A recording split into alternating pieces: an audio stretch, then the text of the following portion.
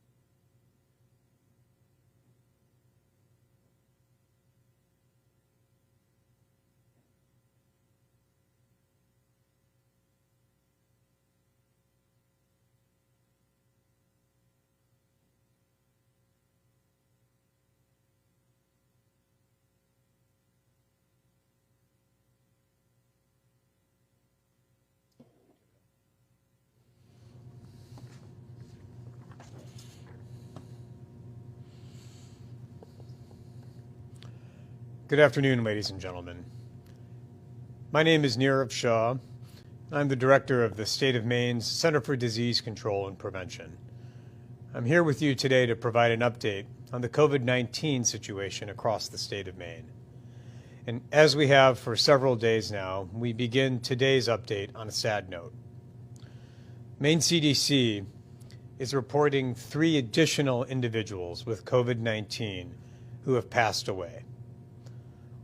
One was a woman in her 70s from Cumberland County. Another was a man in his 80s from Waldo County. And the third was a woman also in her 70s and also from Waldo County. These 3 additional deaths bring the total number of individuals in Maine who have passed away now to 39.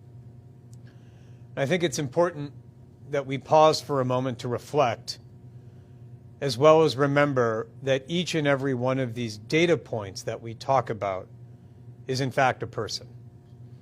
And each figure was someone's family member. And that all of the statistics are in fact someone's spouse or sibling. So we here at the State of Maine continue to offer our condolences to these 3 families, as well as the 36 other families across the state, as well as the tens of thousands of families across the United States as they grieve the loss of their loved ones. Overall, the state of Maine is now recording 907 cases of coronavirus, an increase of 19 cases since yesterday. There are also 145 individuals who have been hospitalized at some point during the course of their illness, an increase of 5. Overall, 455 individuals have recovered, an increase of 12 since yesterday. Maine CDC epidemiologists have continued to study the patterns of disease spread across the state, and at this time, we have not detected any additional counties where community transmission has been found. And as of this morning, there have been a total of 16,784 negative tests on individuals in Maine for coronavirus. Again, that number is 16,784 negative tests. Overall, 222 healthcare workers are part of our 907 cases overall. I'd like to provide a quick update on some of the numbers associated with outbreaks of COVID-19 that Maine CDC has been working on with our partners at long-term care facilities and assisted living facilities across the state. At the Augusta Rehab facility here in Augusta, there is now an additional staff member who has tested positive for COVID-19, bringing the number of staff to 27 and the total cases affiliated with that institution to 74. At the Falmouth community, there is also an additional staff member, bringing again the total number of staff there to 8 and the total number of cases to 15. At the Maine Veterans Home in Scarborough, there remain 30 residents and 17 staff members who have tested positive.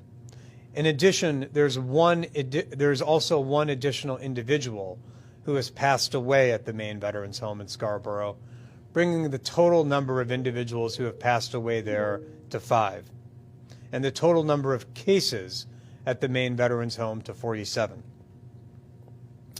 At the Tall Pines facility in Waldo County, there's been one additional resident who has tested positive for a total of 30, and sadly 2 additional individuals who have passed away for a total of 10, and a total number of cases of 40. At the Cedars facility in Portland, there's also an additional staff member, bringing that total to 4, and the total number of cases to 11. Yesterday, Maine CDC became aware of an outbreak at a long-term care facility called Edgewood in Farmington. And at present, Maine CDC is aware of 2 cases among residents, one case among a staff member. As has been our protocol, as soon as Maine CDC became aware, we immediately shipped a series of testing kit materials so that individual residents and staff members could be swabbed. Those swabs are being sent right now to our laboratory here in Augusta, and we hope to have test results as soon as possible on the residents and staff who accepted testing at the Edgewood facility. And finally, although it is not a long-term care or assisted living facility, we are also aware of 3 cases of COVID-19 associated with the John Murphy homes in Auburn, 1 among residents and 2 among staff. Based on what we know right now, none of those individuals is a youth.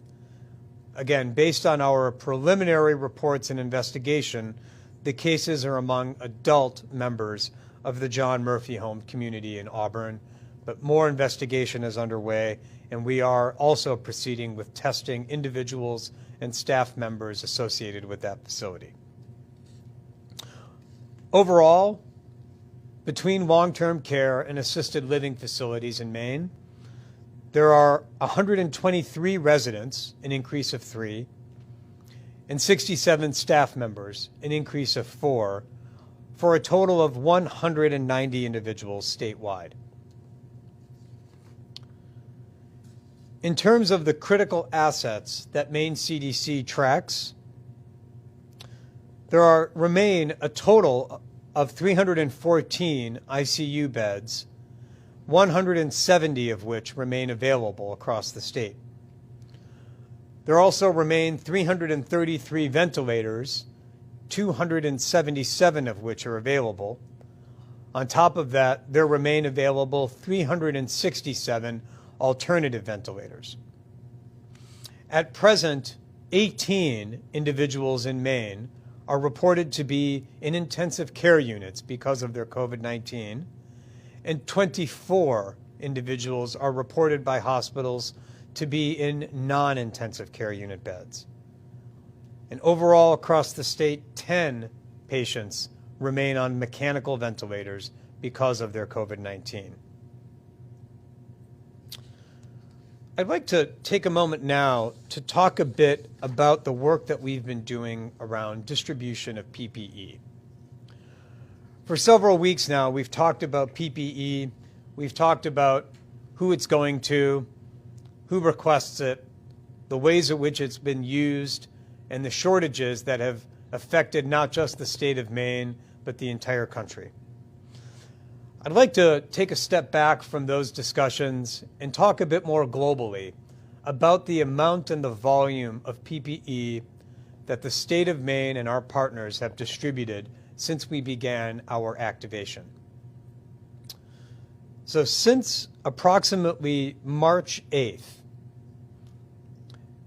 Maine CDC, working with our partners, who I'll want to turn back to in just a moment, but since March 8th, Maine CDC has delivered 71,002 N95 masks, 194,305 surgical masks, 43,485 face shields,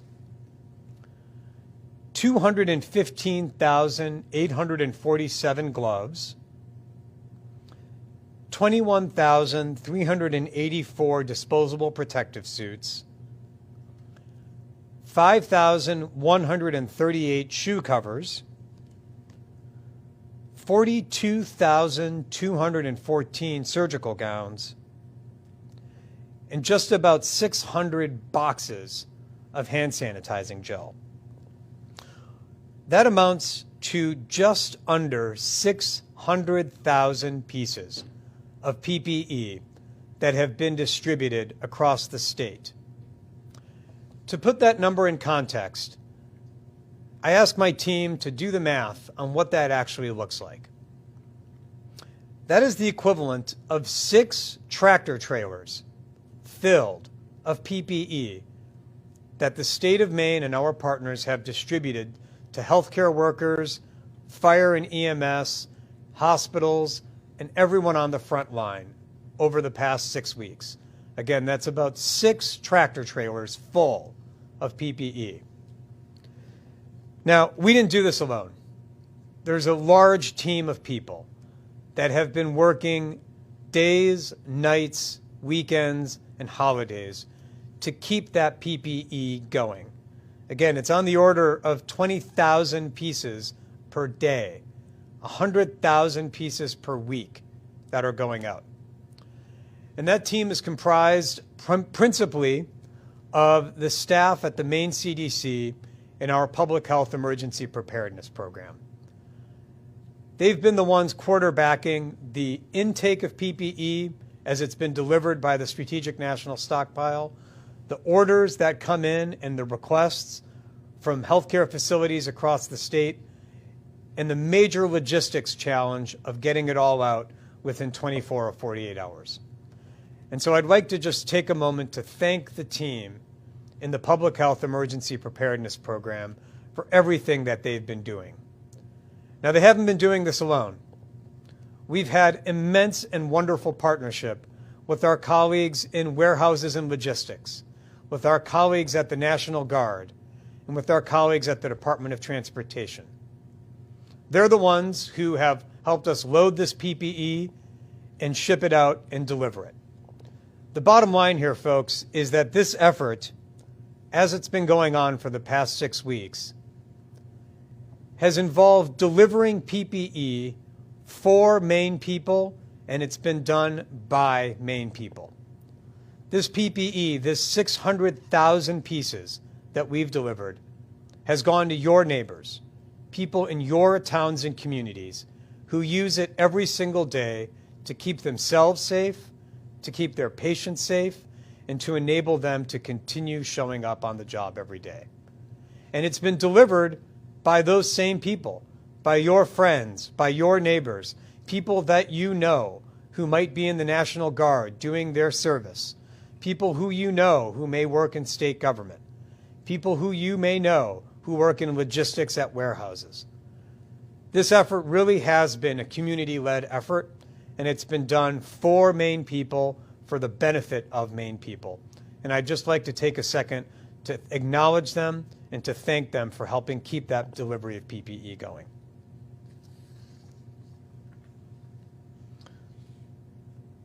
Overall, accounting for orders that went out today, that system that we have in place to intake PPE, to receive requests, and then ship it out on a logistics manner, we've satisfied requests for over 1,120 institutions across the state. Many of those institutions have needed and have received multiple deliveries. And as we continue with our activation, we will continue to try to make sure that each and every healthcare worker has what they need in order to keep caring for people in Maine and keep showing up on the job every single day. So with that, I'm going to turn to our colleagues in the media. We've got a full roster today of 17 folks, so we're going to try to get through each and every one of these questions. And today's first question goes to Dustin from the New England Cable News Network. Go ahead, Dustin. Hi, Dr. Shah. This is a layered question. Is there a specific numeric threshold of testing, contact tracing, or other method of monitoring that needs to be reached in regions of Maine, Maine as a whole, or New England that has to be reached before we can begin initial phases of the White House or any other plan to reopen the economy or loosen some restrictions? What is that threshold? What do we need to get to one, and what might the obstacles be? Great. So Dustin's question is about the amount of testing that we might need in order to get to some phases of reopening, or the so-called gating criteria. And Dustin, it's a great question. Again, it's one we think about quite a lot. And for us, it's less about a raw number of tests and much more about the threshold or the rate of tests that are positive. The reason I say that is because the rate of positivity tells us, as a general matter, whether too many tests are being done, or in most cases in the country, whether too few tests are being done. Imagine a world in which every single person that a doctor required a test on tested positive, 100% positivity. The implication of that from a public health perspective is that we're not testing enough people. A certain number of people you test should be coming back negative, so you know you're casting a wide net. Right now, Maine's rate of positivity stands at about 5%, which is significantly lower than what it is in many other states and in line with what it's been in other countries. Now, to be clear, this is one of those situations where lower is better, because it means that healthcare providers are casting a broad net in terms of who they are offering testing to. But we also know that we still need to expand our number of testing capacity. So, Dustin, what we're working on right now is not focused so much on how many tests are being done, but rather focusing on how many more tests would we have the capacity to do. Our goal is to make it such that each and every healthcare provider in Maine can offer a test to any of his or her patients without fear that the test might get rejected by a commercial laboratory or any laboratory because of resource constraints. So our goal is to equip every single healthcare provider with the ability, the capacity to do testing irrespective of any constraints on resources. And one of the ways that we look at that is our positivity rate, which right now stands and hovers at right around 5%. It's far superior and far more equitable than what we've seen in some other states. I'd like to turn next to Mr. Fran Gonzalez from the Republican Journal. Go ahead, Fran.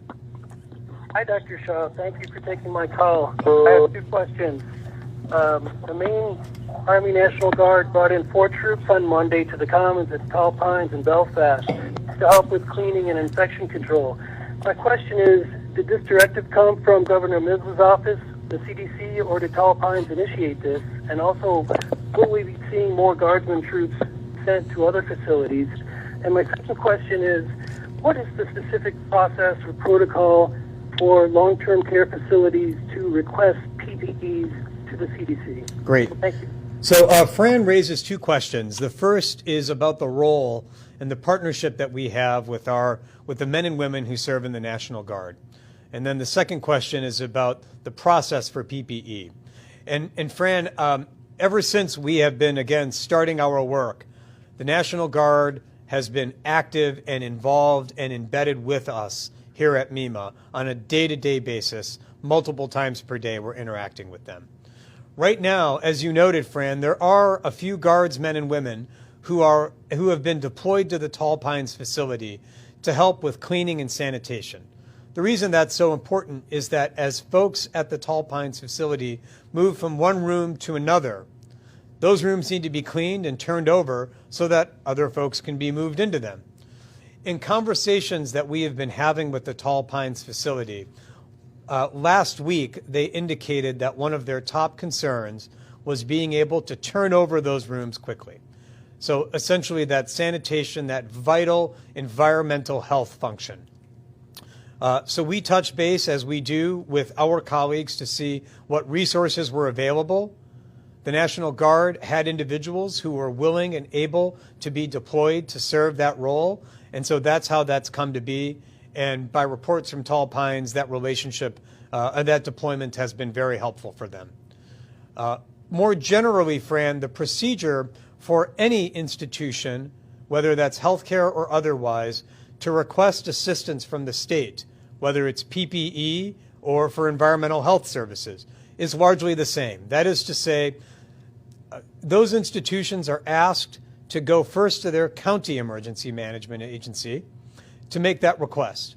If the county is unable to fulfill that request, it then gets routed to the state here at MEMA, where it's reviewed by a team of folks at MEMA, and if it's public health related, with Maine CDC, and then we work to fulfill that request.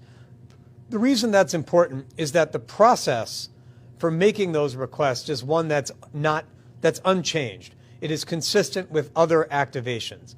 This is one of those situations where, even though the virus that we are facing is new, the process that we go about facing it, the procedures that we have in place to tackle it, those are the tried and true procedures that folks on the ground are aware of. We, again, didn't want to build a brand new ship and sail it at the same time. And that's why we've relied on the traditional incident command structure that's been in place and has been practiced by so many folks on the ground. I'd like to turn next to Amy Brown at WERU. Thank you, Dr. Shaw. Quickly, just first, would you mind repeating the numbers for Tall Pines today? The audio dropped from the call for just a second when you were giving those, I think. Sure thing, Amy. There are 30 residents at Tall Pines who have tested positive. That's an increase of 1 since yesterday. 10 staff, which remains steady, and sadly 2 additional individuals who have passed. Okay, thank you.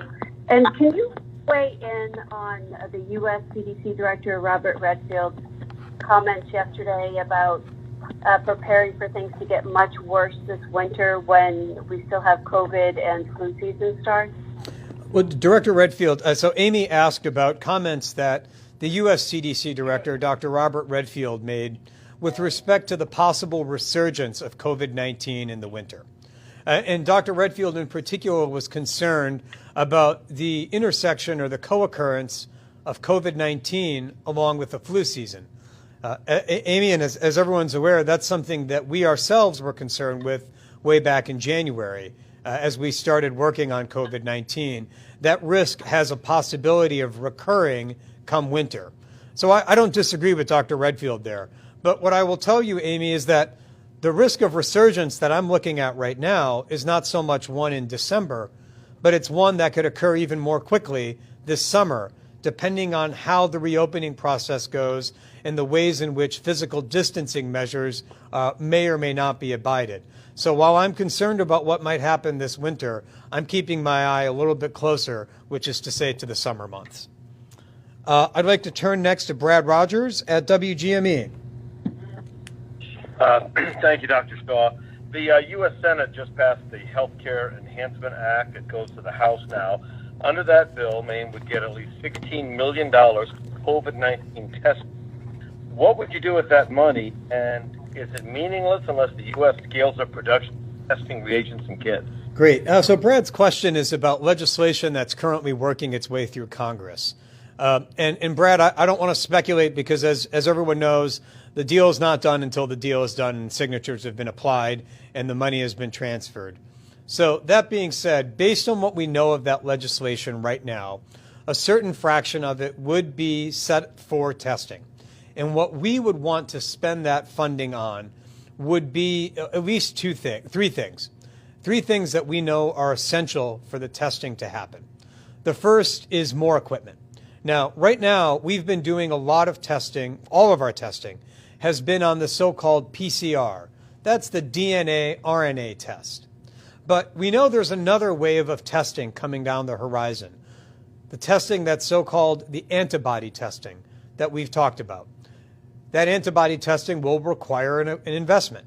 So that's one place that we may need to use that funding, is for antibody testing. The second piece, Brad, is for the reagents themselves, the chemicals, the ingredients that we use as we're baking that we know are essential for the final product. Ramping up production of those reagents, Brad, is critical. We understand that manufacturers are trying to do so, and they're trying to keep pace with the demand. But we are, again, in a situation where more is better. So we're looking for additional sources of reagent, and that would be an additional place where we would need funding. The third place that we would utilize that specific funding for testing would be on staff. We also need not just laboratory experts to run the DNA test, but we also need staff, like a medical transcription style staff, who can take the samples in, enter them into our computer system, and report the results out accurately and quickly back to the doctors who ordered them. So that's, in general, where we need to go with our testing and the ways in which we would use the funding. I'd like to turn next to Steve Betts at the Courier-Gazette. Thank you, Dr. Shaw. After this wave of the virus has passed, do you think as a society we need to rethink how we house our elderly? That's the question. Yep. So Steve asks about once COVID-19 is to some extent in the rearview mirror, should we rethink the way that our parents, our spouses, our siblings, elderly among us, the way in which they're housed? And Steve, you know, the answer there is, I think the answer is that I hope we do. Now, it may still be the case that nursing homes, long-term care facilities, as they are currently conceived, largely remain in the same form. But what I do hope this does is shine a spotlight on the ways in which individuals who are medically vulnerable, such as those who live in those facilities, are uniquely susceptible to infectious diseases. I also hope it shines a spotlight on the ways in which hospital-associated or healthcare-associated infections, how the burden of those infections can fall disproportionately on our parents, on our siblings, on our spouses that reside in those facilities. Steve, I can't speculate about what the structure of those systems may look like, but I do hope that we take certain elements into greater consideration, particularly around infection control and healthcare-associated infections. I'd like to turn next, you bet, Steve. I'd like to turn next to Dan Newman at the Maine Beacon. Sure. Hi, Dr. Shaw. There are a whole set of conspiracy theories spreading in Maine around the coronavirus, everything from it being homemade to a hoax to ineffectual home remedies. Does your office take any specific steps to track or address this kind of purposely spread misinformation? So Dan's question is around folks who have alternative views on what might be driving coronavirus, as well as potential cures of it. And Dan, we do try to keep tabs on what we're seeing out there.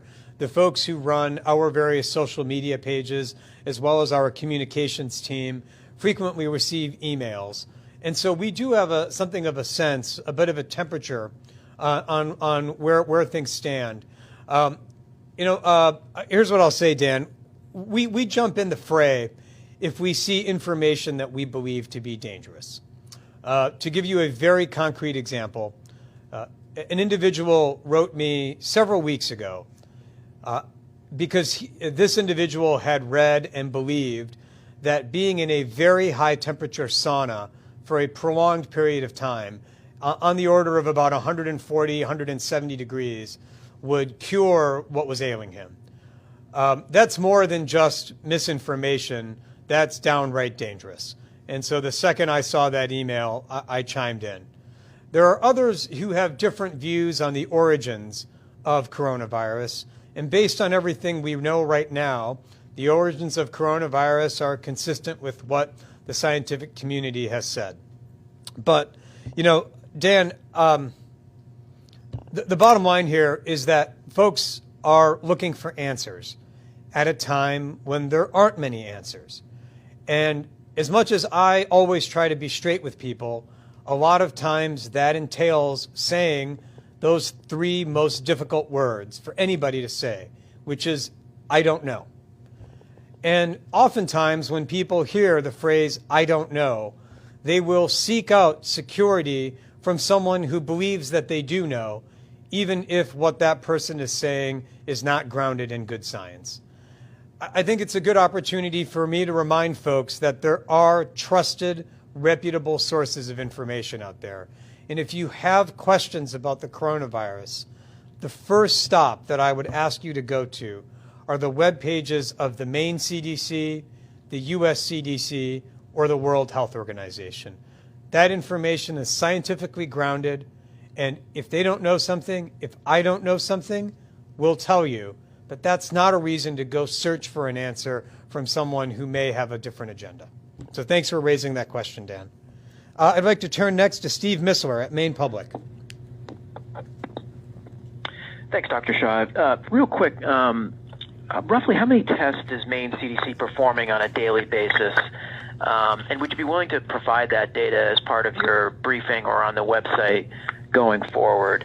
And then I guess just a quick follow-up to a question I asked yesterday, and I was too slow on the draw to ask you it at the time. But you had mentioned the Abbott tests and the high rate, at least according to some studies, of false negatives, and you had said that the Maine CDC is asking providers to send in batches. Mm-hmm. What are you doing with that information? Are you finding new cases, and are they being added to the total, or are you just tracking to check the reliability of the Abbott test? Great. Good question, Steve. So as to the former, I don't have the daily number that our lab has conducted today or yesterday. The last time I looked at the numbers was on Sunday, and the average number of tests, literally the mathematical average, the mean, was on the order of about 100 per day. I think the median was a bit different. We'll get you the exact numbers, Steve. I want to be clear on one thing. Maine CDC's laboratory is but one of multiple laboratories now in the state that are offering testing. There are at least 5 commercial laboratories, the LabCorps, the Quests of the world, as well as at least 3 hospital-based laboratories, one affiliated with Maine Health, another affiliated with Northern Light, and a third affiliated with, I believe, MDI, at least 3, and perhaps 1 or 2 more since Sunday. So Maine CDC's laboratory is not the only game in town, and I just want to emphasize there's a diverse portfolio. When we talk about testing capacity, we're not just talking about Maine CDC's lab, although that is a focus. We're talking about all of the capacity available in the state, such as the groups I mentioned. For the exact numbers that we are running on a day-to-day basis, we'll be in touch with you so you've got those precisely rather than my vague recollections from Sunday. And then in terms of your second question about the Abbott devices, you are correct, Steve. We continue to want to track the operational sensitivity of the machine in daily practice. Some of the studies that have been published or data that have been generated by other groups, one group in Chicago, another group in France. Steve, you mentioned the group in Cleveland yesterday. Those studies have been in somewhat ideal conditions. In fact, in some cases, very ideal conditions. What I mean by that, for example, is that the Chicago group looked only at hospitalized patients and had ENT surgeons drawing the swabs. We want to know in practice, what is the operational accuracy? So what we're doing with those samples that we get is running them through our gold standard machines at the laboratory here in Augusta to try to get a sense of what the concordance is. How well do the samples from the Abbott machine match up with what our gold standard machine says? That's just a scientific exercise. That's just good science. But if we do detect any positives, of course, we'll report those as well. So, and then again, we'll get you the exact numbers, Steve. Next, I'd like to turn to Eric Russell from the Press Herald. Good afternoon, Dr. Shaw. Appreciate your time. Is there any way for you to estimate, sort of the real number of cases given the testing shortage? Can you do any sampling? And are you still monitoring people who might have not been tested but are symptomatic? Great. So Eric raises 2 questions. The first is there a way to estimate the total number of people in Maine who might have COVID-19? And then the second is, what do we do about folks who have all the signs and symptoms but haven't gotten a test? So as to the former, Eric, what we do as part of our modeling is that we use a range of estimates. Again, to go back to my tortured analogy with the iceberg, we built in our models different estimates of how much of the iceberg that we are seeing, ranging from 5% to 20%. And that gives us a sense of what the scope might be. And so again, if our 10% estimate turns out to be the correct one after all this is done, that suggests that there may be tenfold more cases. We just don't know at this point. There have been some early studies that have tried to quantify that, and candidly, Eric, the results are all over the map. So that's why we don't pick a specific number. As we've talked about with all of our modeling, we're always using a different range of estimates, and then as we rerun the models, we rerun them with different estimates. What I will say, though, Eric, is that given our positivity rate, which is around 5%, that does give us some degree, albeit minor, but some degree of security that there's a decent amount of testing going on. Again, compared to other states and other cities where their positivity rates are 20 plus percent, the fact that a lot of people are being tested, but not a lot of cases are being detected compared to other places tells us that testing is robust. Again, this is a situation where the lower the positivity rate, the better.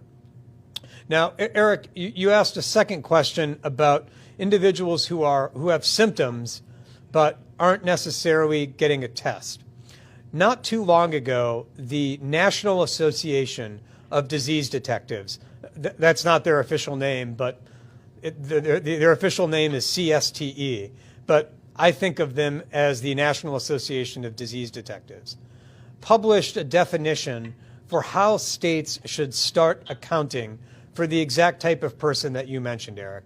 So perhaps it's the spouse of somebody who has a diagnosed, confirmed COVID-19 case. And a couple of days later, that spouse starts showing symptoms. How we will start to track those folks. That's a pretty recent development that this organization just published, and we're operationalizing that, as are all the other 49 states right now, to help us get a better handle of that. Next question goes to Emily Tadlock at WABI. Hi, thanks so much, Dr. Shaw. My question today is, the White House has recommended that states reopen in 3 phases, and obviously this is going to require a lot of pre-planning. Where are you and the governor at with all of that, and is this something that individual municipalities or counties could help do? So what I will say there, Emily, is that there have been very frequent, robust discussions across the administration with the governor and her staff, commissioners, the Maine CDC, and a variety of different stakeholders.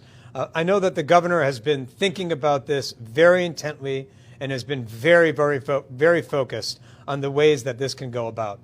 My own view there, Emily, is that, and it's something I've said here, this will not be a decision so much as it will be a conversation. And I think it will be a conversation in which all types of stakeholders will be invited to the table, be they municipal leaders, county leaders, private sector leaders, and of course folks in healthcare and government. So I don't think any final decisions have been made, but I do know that very robust discussions have been had and are continue to being had. I'd like to turn next to Kit Harrison at Mjambo, Africa. Go ahead, Kit.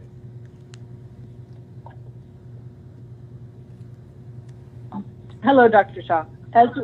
As we all know, this healthcare crisis is shining a very clear light on racial equity all across the country in relation to issues like poverty, education, access to information. I have a few questions related to this. Sure. Is the CDC collecting, the Maine CDC, collecting information on racial and ethnic breakdowns of COVID-19 infections and deaths in Maine?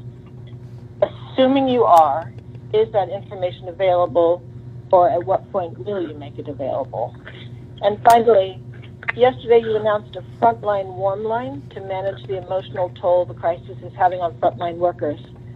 So a lot of those workers, as you know, are immigrants. And I just wondered if interpretation services are going to be available for those people who might need help. Great. Thanks for those questions, Kit. So Kit asks about the toll that we have talked about at these meetings, the toll that COVID-19 has taken on all of us, and specifically on racial and ethnic minorities. Our focus, one of our touchstones in public health in general, is health equity, not just during outbreak times, but also during non-outbreak times. And so, Kit, for that reason, we do ask individuals that our disease detectives interact with for their racial background. What we found, not just in this outbreak, but in a lot of outbreaks, is that folks don't always want to share their racial ethnic background with the health department when we call. But when they do, we definitely record that information. One of the things that we have to keep in mind, and we record it at a pretty granular level. It's not just general categories, but it's pretty specific categories. And we've been analyzing it. We've been taking a look at it. One of the things before we go forward with publishing it, which is most definitely our intent, is to put it on our website. I just want to be clear right up at the top. We absolutely want to and intend to put that information on our website. What we have to be careful about is making sure that we do not inadvertently disclose someone's identity. So if we happen to have a group that only has 1 or 2 people in it, and that group only has a few dozen people within the state of Maine within that group, if by putting that information on our website, we have to make sure we don't inadvertently disclose that someone has had COVID-19. So our team of epidemiologists has been working with our experts in privacy to try to make sure that when we put those data out there, we don't fall into that concern. But let me just be really clear, Kit, we have every intention of sharing those data once we've thought through that risk of inadvertently exposing somebody who is already potentially discriminated against, potentially marginalized. The last thing we want to do to them or to their own ethnic group is to put them under an even greater microscope. And then you asked about the Frontline, warm line, and translation services. I'm going to triple check that, Kit, and make sure I get back to you. As a general matter, any service that we offer, we always try to make it as accessible as possible to all types, to anyone, whether they be from a different ethnic group or speak a different language. But as to exactly which languages are being offered, I'll make sure we get that to you. Kit, as I noted, is being staffed by volunteers, and so there may be an outside translation service that is involved, and so we'll make sure I get those details to you. I'd like to turn next to Kate Koff at the Ellsworth American. Thanks, Dr. Shaw. So I am wondering, this is a brief question, are there any plans to redirect healthcare personnel who have recovered from the virus and may have some immunity possibly into the highest risk situations? And I'm wondering if there are plans to do that, has that happened yet? So Kate asks about whether individual healthcare workers, of whom we've got over 200 in Maine, whether after they've recovered, they could be deployed to high-risk settings. For example, although you didn't ask this, Kate, what's been on my mind is long-term care facilities, and whether individuals who have recovered could be part of the healthcare workforce at long-term care facilities.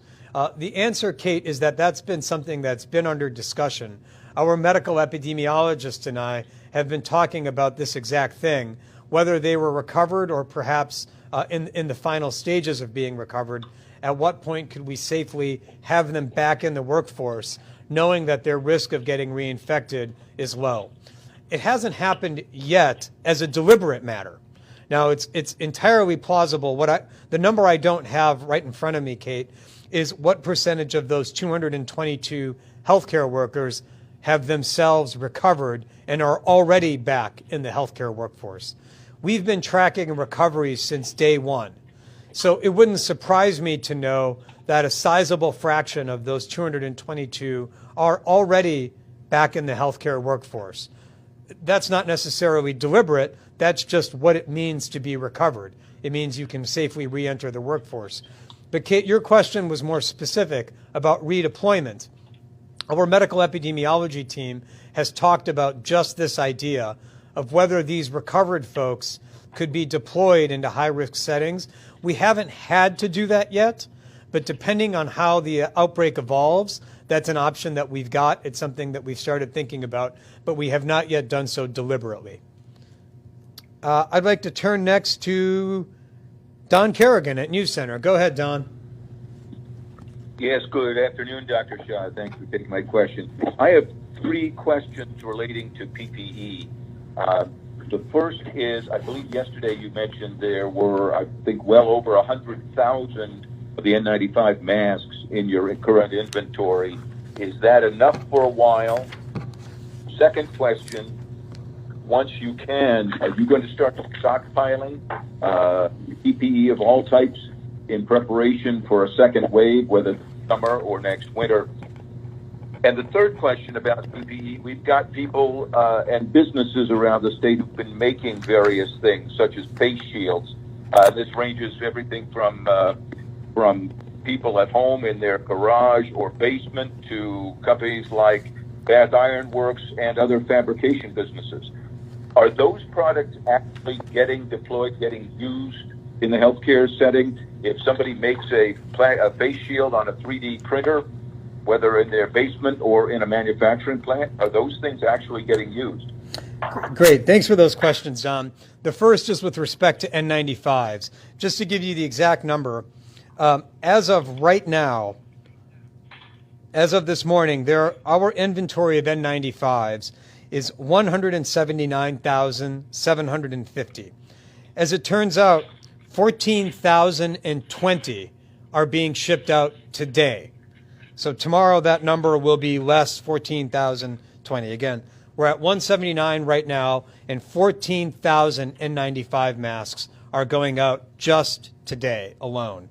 Just to harken back to my earlier theme, just a big thanks to the folks that are making all that happen. And so that's where we are on N95s. Your question is, where do we go from here? And initially, we were told that we would not be receiving additional PPE from the Strategic National Stockpile. Just about a week ago, we did receive 145,000 N95 masks. We're hoping that additional PPE remains and will continue to be forthcoming from the federal government, but hoping on the federal government to deliver N95s is not a strategy. So we are continuing our own procurement of PPE from private sector vendors as well as other sources. And that's our plan right now. Now, in terms of how long that might last us, Don, it's difficult to know. Depends on, again, what the complexion of the outbreak is. Don, you also then asked about stockpiling. Right now, we're not in stockpiling mode. Right now, we are in get it in and get it out mode. Deliveries get made, inventory comes in, orders get packed and pulled and shipped out immediately. We are not in the process of stockpiling at this time. That's something that we will look at more strategically once the outbreak shows signs of waning. That's the time at which we will start gradually building up our reserve. We do keep PPE on hand, but our goal right now is to get it in and get it out as quickly as possible.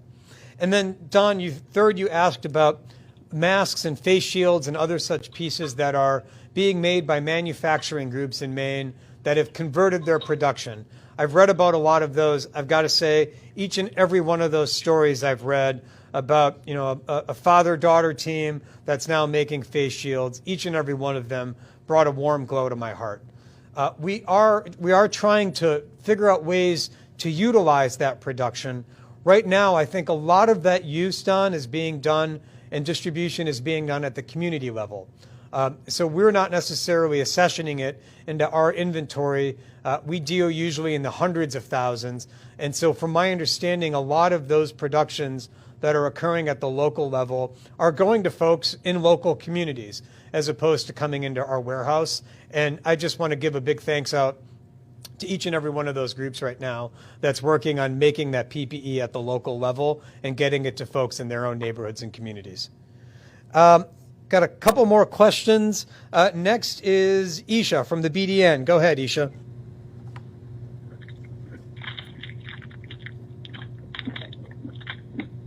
Hi, good afternoon, Dr. Shah. I have two questions.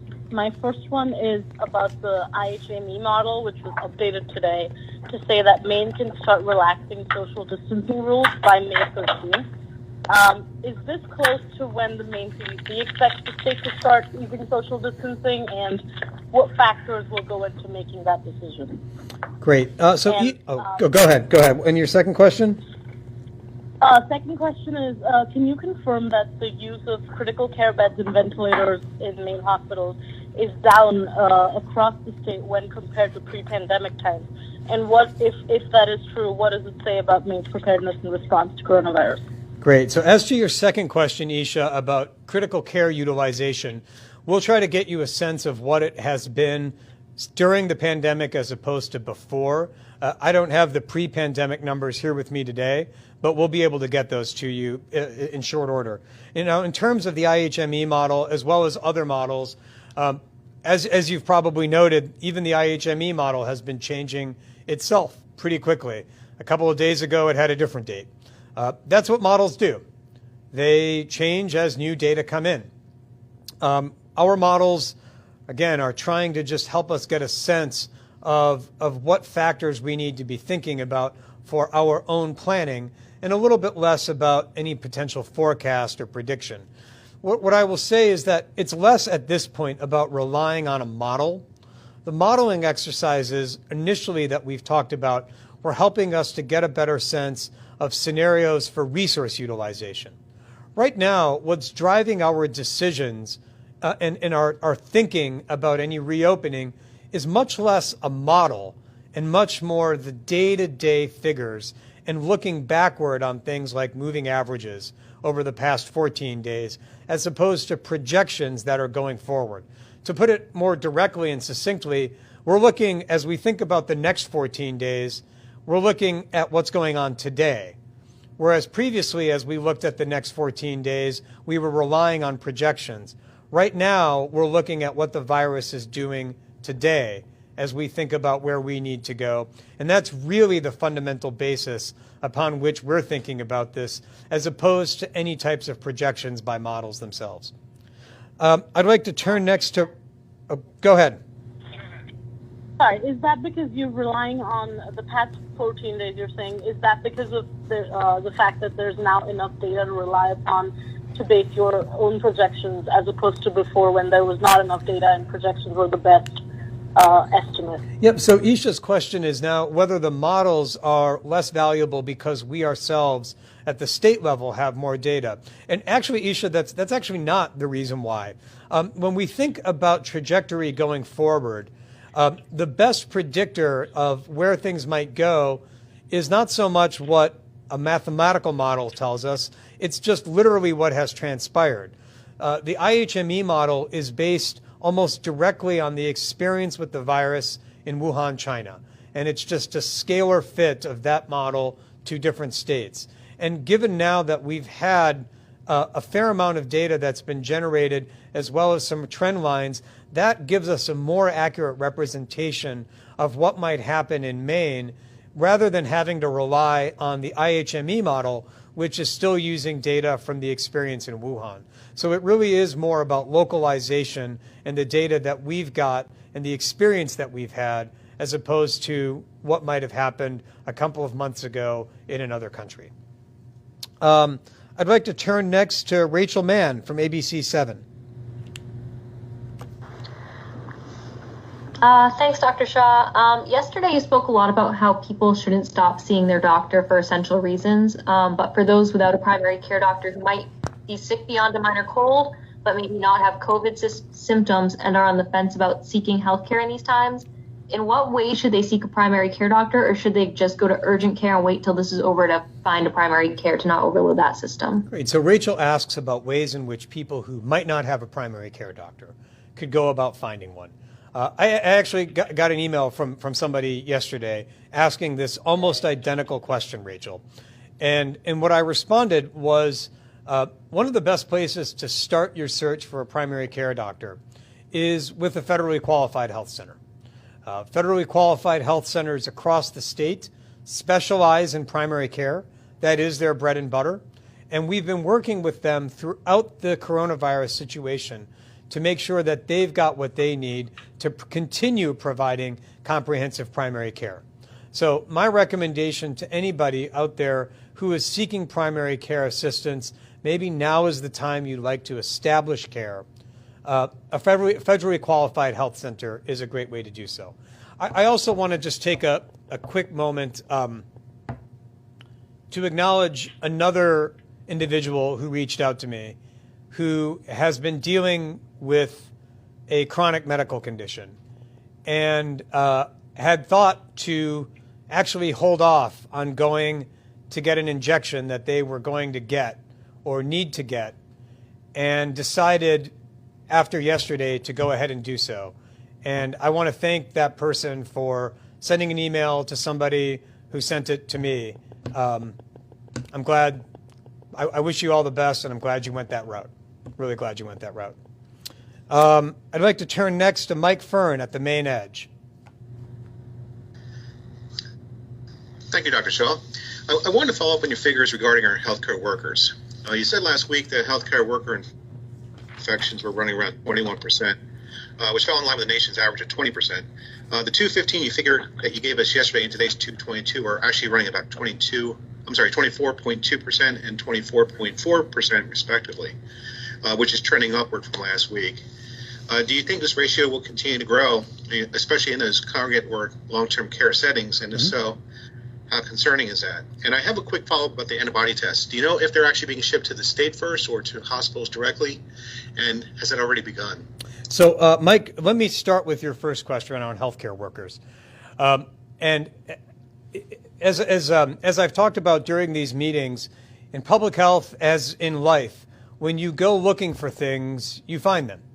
And right now, because of our policy to recommend universal testing of all healthcare workers and residents when there are outbreaks in congregate settings, we know that we will detect additional cases, not just in residents, but in healthcare workers as well. So the fact that we are seeing an increase of healthcare workers, as you noted over the past several days, is not a surprise. It was anticipated, and by design, what we want. We want to be able to identify each and every healthcare worker, especially those in congregate settings, because of the frequent interactions they have with different patients. So this uptick is not a surprise, and it's one that we wanted to see because of our universal testing policy. Universal testing, again, means that every single person is offered a test. And when we offer every single person in a facility that we know coronavirus is circulating in, we're not surprised when we find additional cases. So this increase, not something that was surprising to us, and is part of what we knew to happen when we went down the road of universal testing. Whether it will continue to happen, Mike, I can't speculate, but it wouldn't be surprising, because when you go looking for things in public health, you do find them, and that's what we're doing right now in congregate care. We're actively looking for cases rather than just waiting for people to become symptomatic and potentially continue to spread it. Now, in terms of antibody testing right now is very much at the nascent phases. There are only 4 tests that the FDA has approved for antibody testing. Right now, we are approaching antibody testing with an eye toward it being part of our longer-term strategy. But to what extent any hospitals in Maine have had any of those tests delivered, that I don't have insight into.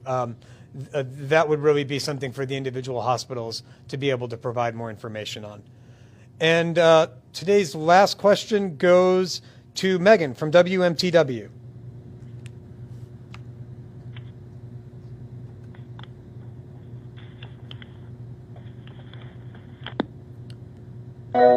Megan from WMTW, your line's open.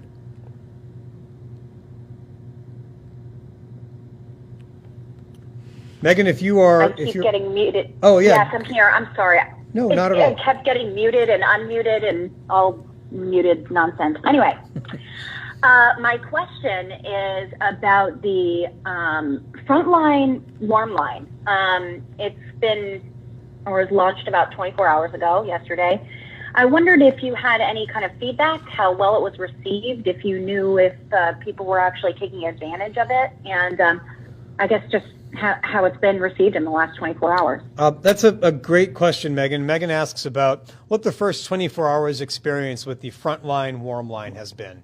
To recap, yesterday, the state of Maine, working with partners across the mental health, behavioral health, and social work community, launched a helpline, a warm line for healthcare workers, law enforcement, anyone who's working on the front line of COVID-19 to get help.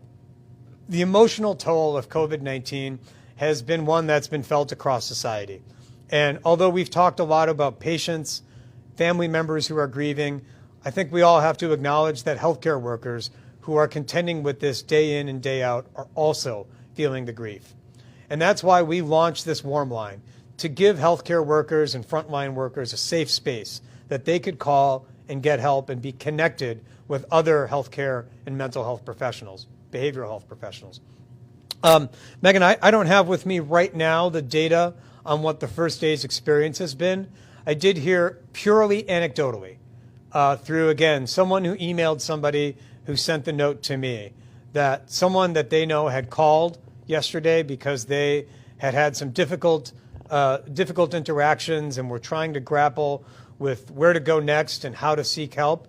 And from what I understood from the message that was forwarded to me, the interaction was successful. But in terms of the data and what the first day's usage has been, we'll try to see if we can get a handle on that for you. But I do want to take a moment to note that if you are on the front lines, displaying that quiet, powerful heroism, that courage of knowing that you're taking a risk by going in every day, that possibility, knowing that you're doing so every day, is bound to take a toll. And so please know that if you are on the front lines and you don't feel like you can talk to your coworkers, you certainly can't talk to your patients about how you feel, know that there are other people in Maine who are behavioral health professionals who are standing by to help you. I do ask you and urge you to give them a call. They are standing by to help in every way possible. So thank you so much, everyone. I appreciate the questions today. I look forward to chatting with everyone very soon. Take care.